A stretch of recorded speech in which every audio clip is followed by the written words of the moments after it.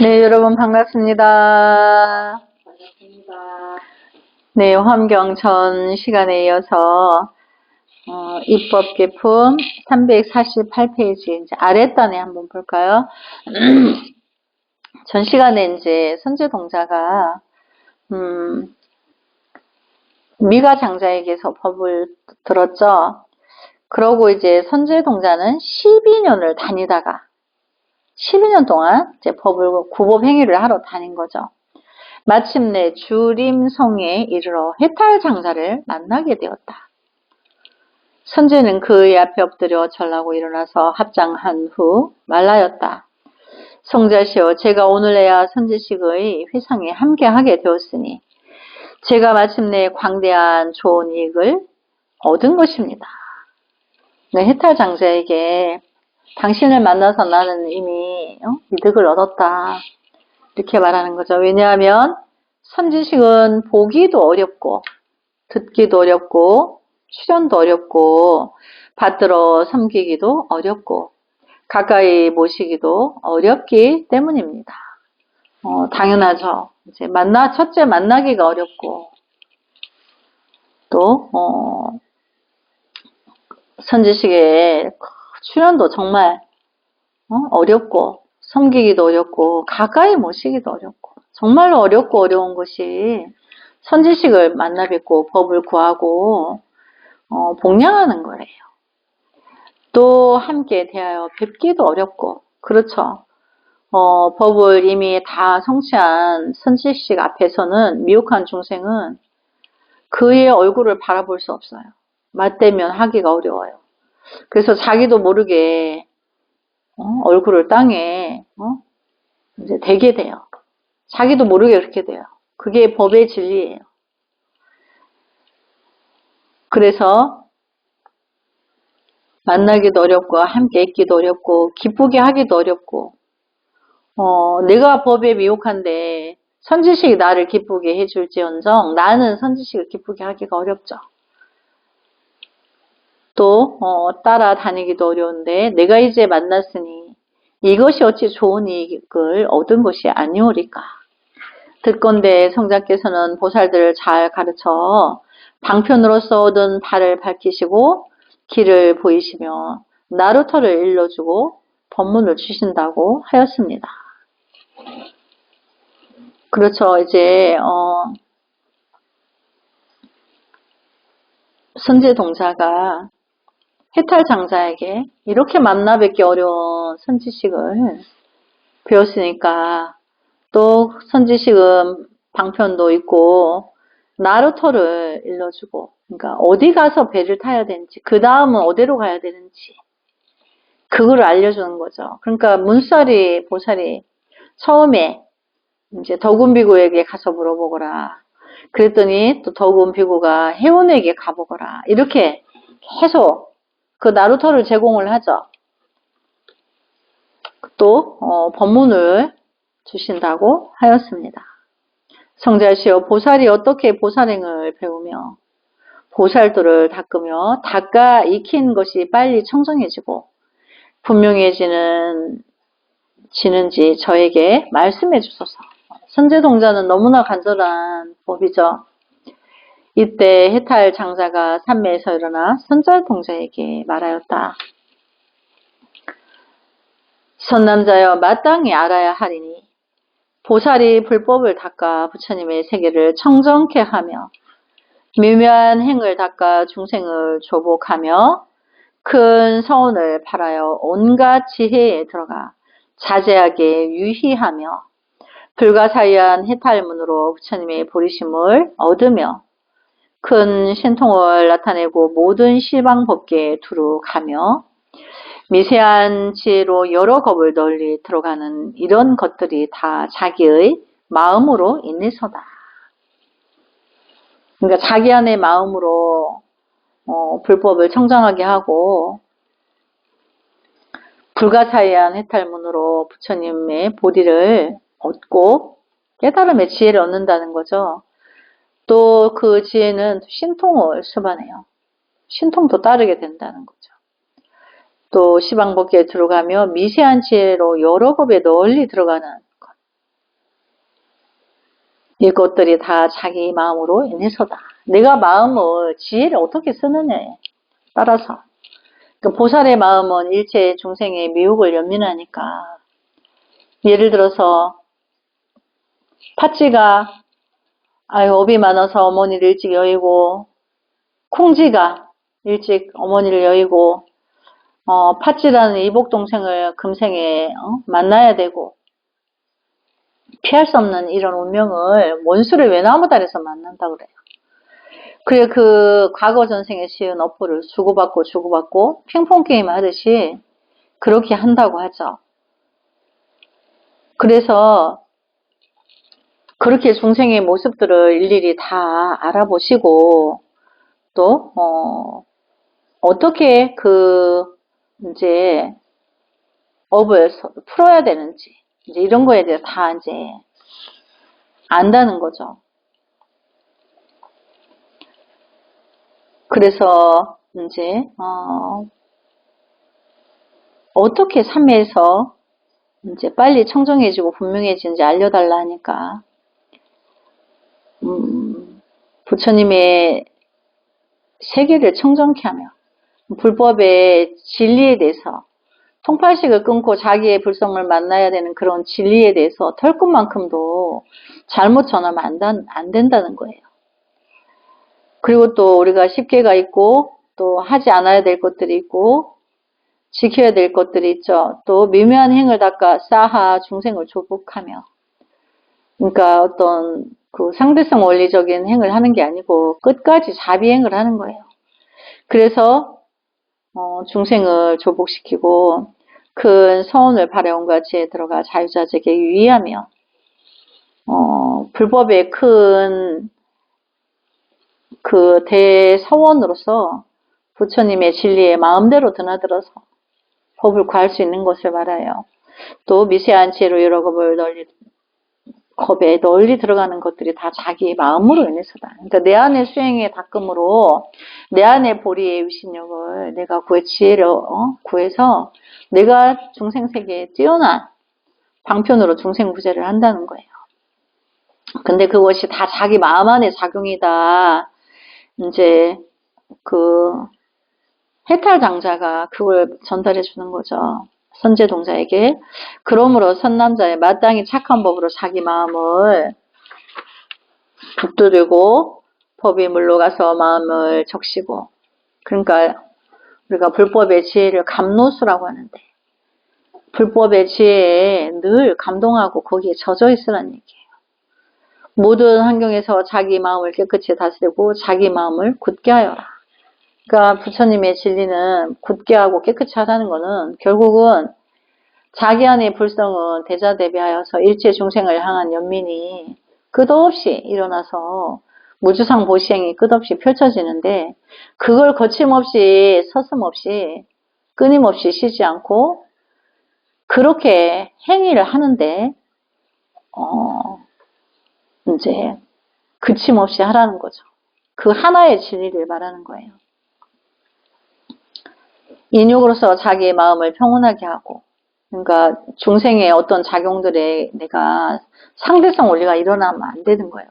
분별이 끊어졌는데 자기 안에 불성에서만 지혜로서 중생 세계를 바라봐야 되지. 중생들이 뭐 이랬다고 저랬다고 큰 소리에 놀라서 작은 소리에 또 미진하고 이렇게 하면 안 된다는 거죠. 그래서 인욕으로서 자기 마음을 평온케 하고 지혜의 증독으로서 자기 마음을 결백케 하고 자기가 늘 지혜가 성성하면 자기가 부처님 앞에 늘 결백해요. 그래서 자긍심이 일어나게 되죠. 지혜로서 자기 마음을 밝게 하고 늘 자신은 지혜로 가득 차 있기 때문에 미혹한 중생이 볼 때 선지식은 늘 성성하고 늘 광명으로 가득 차 있어요. 그래서 자기 마음을 개발하고 자기의 불성의 지혜를 더 많이 갖춰야 되는 거죠. 그래서 부처님의 자제함으로써 자기 마음을 개발하고 부처님의 평등으로서 자기 마음을 너그럽게 하고 부처님의 그 지혜는 늘 대자대비에 모든 생명에게 평등해 그것을 착오 없이 행을 해야 된다는 거죠. 부처님의 10가지 힘으로써 자기 마음을 비추고 살펴야 한다. 그래서 나의 그 마음 씀씀이가 불성이 가득한가, 옹졸한가, 위기에 있는 어떤 중생을 구하는데 내가 대범한가, 거침없는가 이렇게 살펴야 된다는 거죠. 나는 다만 이 열애에 걸림없는 장엄 해탈문에 드나들 뿐이다. 그러므로 저 보살 마살들은 걸림없는 지혜를 얻고 걸림없는 행에 머물며 모든 부처님을 항상 보는 삼매를 얻고 열반의 틈에 머물지 않는 삼매를 얻었다. 또한 삼매의 보문 경계에 통달하고 삼매의 이제 원대한 그 문에 삼매에서 모든 지혜를 다 통달하여서 막힘이 없다는 거예요. 지혜를 펼치는데 삼세의 모든 법에 다 평등하고 몸을 나누어 여러 세계에 두루하고 부처님의 평등한 경계에 머물고 신통이 있어서 자기 모습을 여러 군데 이제 현신시킬 수 있다는 거예요. 또 우리가 현신이라 하기도 하지만 또 시현이라고도 하죠. 그래서 시방 경계의 시방 세계의 경계가 다 앞에 나타남을 지혜로 관찰하여 분명히 안다.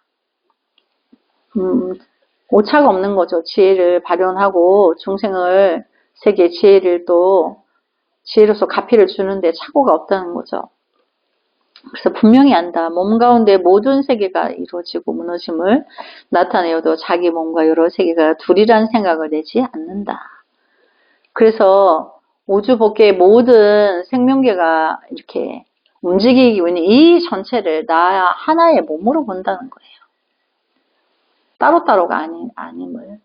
그리고 우리가 이제 그 생태계를 보면 그 동물도 생태계가 있고 식물도 생태계가 있죠. 그래서 하나의 생태계가 무너지면 그 모기 사슬이 무너져서 그 이상한 나쁜 기운들이 많이 일어나요. 그래서 지금 이제 우리나라 같은 경우에 우리나라는 국토의 10분의 7이 산으로 되어 있어서 산간 지방인데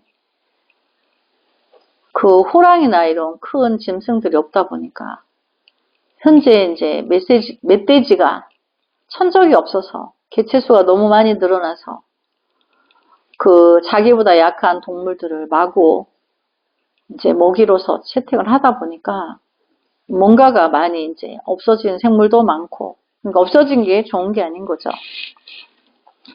근데 그런 부분들을 정화한다는 거예요. 이제 그걸 하나로 보기 때문에.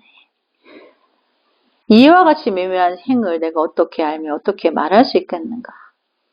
선지의 동자는 일심후 해탈 장자의 가르침을 바로 생각하고 그 가르침을 관찰하고 그 불가사의한 보살의 해탈문을 기억하고 불가사의한 보살의 지혜의 광명을 생각하고 불가사의한 법계의 문에 깊이 들어갔다. 그때 해당 비구는 그 몸의 털 구멍마다 아승지 세계의 티끌수와 같은 광명을 말했다. 그 광명을 발했다. 그 광명마다 아승지 색상, 아승지 장엄과 아승지 경계와 아승지 사업을 갖춰 시방의 모든 세계에 충만하였다. 그러니까 우리가 아승지라고 하는 건 셀 수 없는 시간의 단위를 말해요. 이때 선지의 동자는 일심으로 해당 비구를 관찰하면서 간절한 마음으로 그 삼매의 해탈을 생각하였다. 불가사의한 보살의 삼매를 생각하고 중생을 이롭게 하는 불가사의한 방편을 생각하고 불가사의하고 작용이 없는 보장 업문을 생각하고 법계를 장엄하는 청정한 지혜를 생각하고 부처님의 가피를 받는 지혜를 생각하고 보살의 자제를 내는 힘을 생각하고 보살의 큰 언을 견고히 하는 힘을 생각하고 보살의 모든 행을 넓히는 힘을 생각하였다. 선제 동자는 찬탄하였다. 성자시여 희유하고 기이합니다. 이와 같은 산매는 가장 깊고 가장 광대합니다. 성자시여 이 산매의 이름을 무엇입니까? 해당 피구는 말하였다. 선남자여 이 산매의 이름은 넓은 눈으로 어둠을 보림이라 하고 또 반야바라밀 경계의 청정한 광명이라고도 하고 모든 장엄을 완성한 청정문이라고도 한다. 나는 반야바라밀을 닦았으므로 이와 같은 모든 장엄을 완성한 청정산매 등과 같은 백만 아승지의 산매를 얻은 것이다. 선남자여 나는 오로지 이 한 가지 반야바라밀 산매의 광명만을 알 뿐이다. 그러므로 저 부살들은 지혜의 바다에 들어가 법계의 경계를 깨끗이 하며 모든 길에 통달하여 한량없는 세계에 두루하며 총지에 자제하여 산매가 청정하며 신통이 광대하여 변제가 다함이 없으며 이런 경지를 잘 말라여 중생의 의지처가 되는 일 등 이와 같이 묘미한 행위야 내가 어떻게 다 알겠는가? 내가 어떻게 그 공덕을 말하며 그 실천하는 바를 알며 그 경계를 밝히며 그 원력을 끝까지 마치며 그 요문에 들어가며 그 증득한 바를 통달하며 그 진리에 이르는 길을 말하며 그 산매에 머물며 그 심경을 보며 그 가진 바 평등한 지혜를 얻겠는가? 그때 선제동자는 휴사 청신녀가 미묘한 자리에 앉아있는 것을 보고 그곳에 나아가 발에 절하고 말하였다. 성자시여 저는 이미 위없는 보리심을 발렸으나 아직도 보살이 어떻게 보살행을 배우고 어떻게 보살도를 닦는지 알지 못합니다. 듣사온즉 성자께서 잘 가르쳐 주신다 하오니 저에게 말씀해 주소서. 휴사 청신녀는 말하였다. 선남자여 나는 오로지 보살이 한 해탈문을 얻었으니 나를 보거나 듣거나 생각하고 나와 함께 있거나 공양하는 이는 모두 헛되지 않을 것이다. 만약 중생들이 선근을 심지 않으면 선지식의 거두어 줌을 받지 못하고 부처님의 보호를 받지 못할 것이니 이러한 사람은 끝내 나를 볼 수 없을 것이다. 중생이 나를 보게 되면 모두 위없는 불의에서 물러나지 않을 것이다. 선제동자는 효사 청신녀에게 말하였다. 이 해탈의 이름은 무엇입니까? 이 해탈의 이름은 근심을 떠나 편안한 당이라고 한다. 나는 다만 이 한 가지 해탈문을 알 뿐이지만 저 보살마살들은 그 마음이 바다와 같아서 모든 부처님의 법을 모두 다 받아들인다. 수미산과 같이 의지가 견고하여 흔들리지 않으며 선견 약과 같아서 중생들의 무거운 번뇌의 병을 치료하며 밝은 해와 같아서 중생의 문명 업장을 깨뜨리며 대지와 같아서 모든 중생의 의지처가 된다. 좋은 바람과 같아서 모든 중생에게 이익을 주며 밝은 등불과 같아서 중생들의 지혜의 광명을 내며 큰 구름 같아서 중생들에게 정멸법을 내리며 밝은 달과 같아서 중생들에게 복덕의 빛을 놓으며 하늘의 제석과 같아서 모든 중생을 보소한다. 이와 같은 일들은 내가 어렵게 알고 어떻게 그 공덕의 행을 말할 수 있겠는가? 그때 선제 동자는 선지식에 가장 존중하는 마음을 일으켜서 광대하고 청정한 이 일을 내어 항상 대승을 생각하고 오로지 부처님의 지혜를 구하여 부처님 뵙기를 원하였다. 법의 경계를 관찰하되 걸림없는 지혜가 항상 앞에 나타나 모든 법의 실체와 상주제와 모든 삼세의 찰나제와 허공과 같은 사이와 둘이 없는 사이, 모든 법의 분별이 없는 사이, 모든 이치에 걸림없는 사이, 모든 겁이 무너지지 않는 사이, 모든 열의 사이 없는 사이를 분명히 알았다. 선제는 점점 남쪽으로 가다가 사자분 신성에 이르러 여기저기 다니면서 자행 동녀를 찾았다. 이 동녀는 사자 당왕의 딸인데 500 동녀가 시종이 되어 비로자나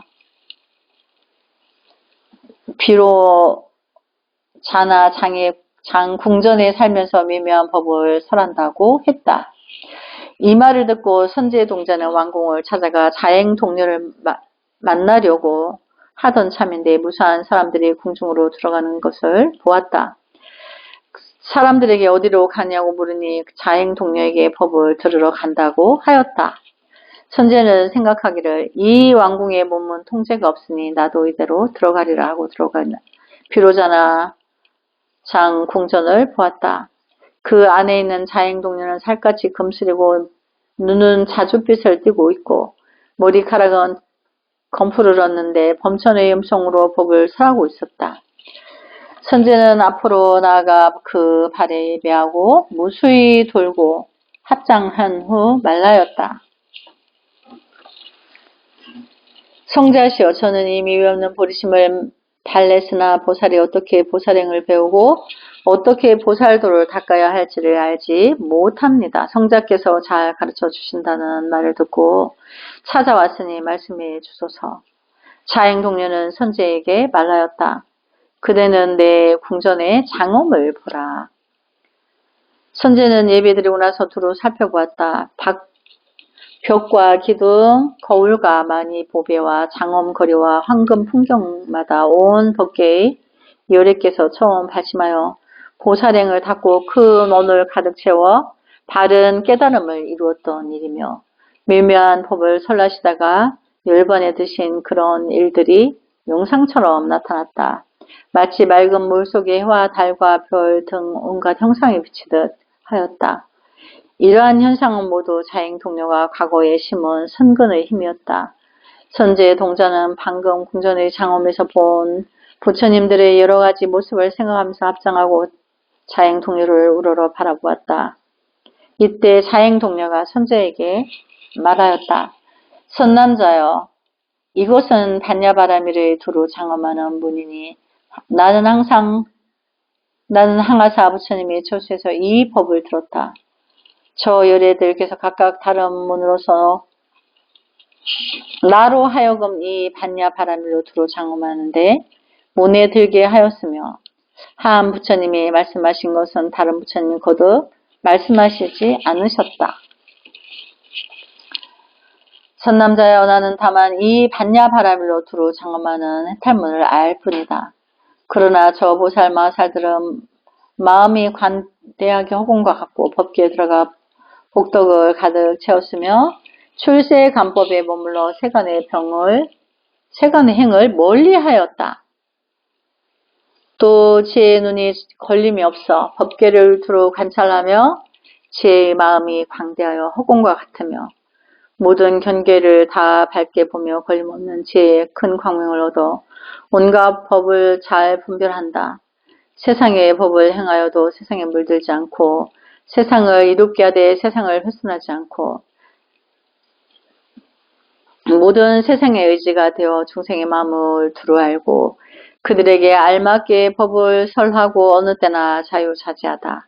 내가 어떻게 이런 일들을 알며 그 공덕의 행을 말할 수 있겠는가. 네, 이제 오늘 6까지 공부하도록 하겠습니다. 나무 소화문입을 성불하지 않겠습니다.